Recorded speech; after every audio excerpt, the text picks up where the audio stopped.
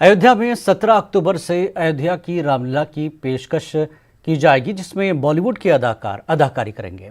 इस ताल्लुक से मशहूर अदाकार रजा मुराद ने न्यूज़ 18 से खास बातचीत की। रजा मुराद जी भी हमारे साथ हैं, उनसे भी हम बात करेंगे और उनसे भी हम जानना चाहेंगे कि अयोध्या में होने वाली रामलीला को किस तरीके से वो देखते हैं।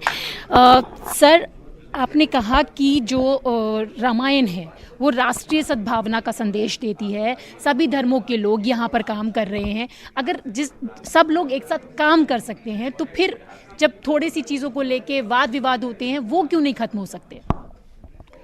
कुछ लोग चाहते नहीं हैं कि विवाद खत्म हो, विवादों पर ही वो निर्भर करते हैं।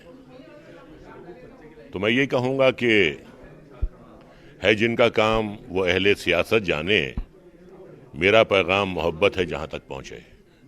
हम तो मोहब्बत का पैगाम दे रहे हैं, देते आए हैं और इसी भावना से हम एक छोटा सा हिस्सा बन रहे हैं इस बार अयोध्या जी की रामलीला का।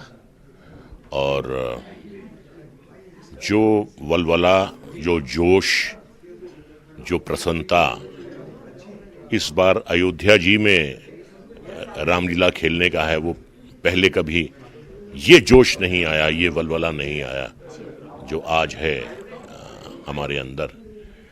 तो एक अलग ही बात है। पहली बार जो भी कोई कदम उठाता है लोग उसे याद रखते हैं।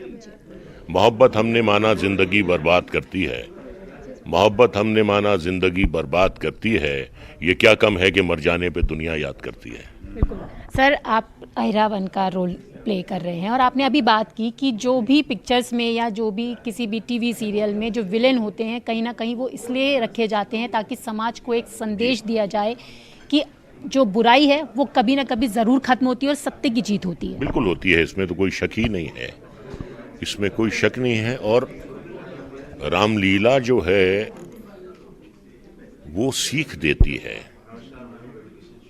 रावण एक बहुत बड़े विद्वान थे, बहुत ही शक्तिशाली, बलशाली थे वो, लेकिन एक जिंदगी में उससे सबसे बड़ी गलती हुई कि किसी पराई औरत पर उन्होंने, पराई स्त्री पर उन्होंने बुरी नजर रखी और वही उनके पतन का कारण बन गई। तो ये सीख है कि किसी भी पराई औरत पे बुरी नजर मत डालो।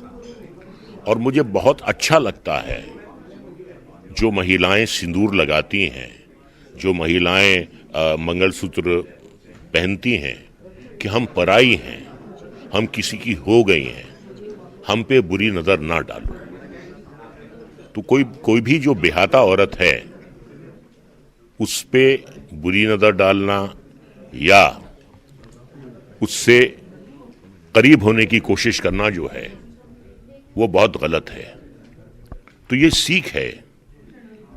और जो हम करते हैं, जो हम फिल्मों में दिखाते हैं, हम औरतों पे जो बुरी नज़र रखते हैं, ज़बरदस्ती करते हैं, वो करते हैं, लेकिन बाद में हमारा भी अंजाम जो है बहुत बुरा दिखाया जाता है, बहुत पिटाई होती है हमारी।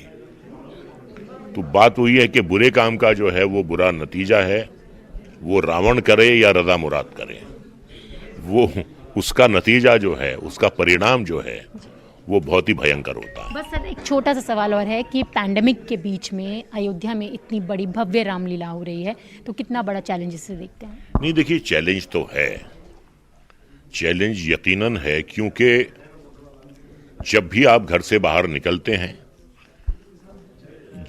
जितने भी आप सुरक्षित होना चाहते हैं आप होते हैं, लेकिन कहीं ना कहीं जब चूक हो जाती है। अगर अमेरिका के प्रेसिडेंट ट्रंप को